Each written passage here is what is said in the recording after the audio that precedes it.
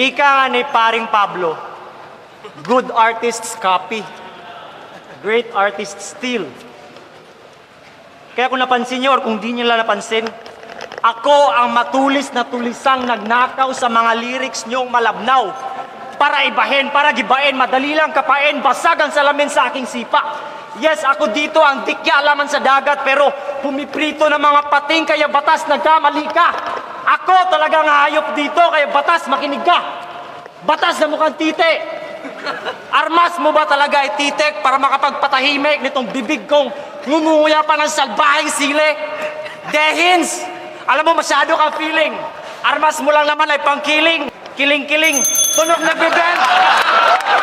nagbibenta ng sorbete sa Paranaque BF na nakabikini. Tangina! Spade, ikaw ang sunod. Kanina pa kita pinaluhod. Yes, isa ka sa 4 na ministro ng tunog.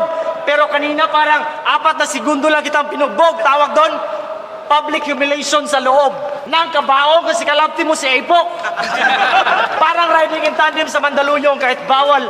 Walang nakasagabal, nakapag lips to lips kayo ng maayos. Di ba, Apok? Tumingin nga dito.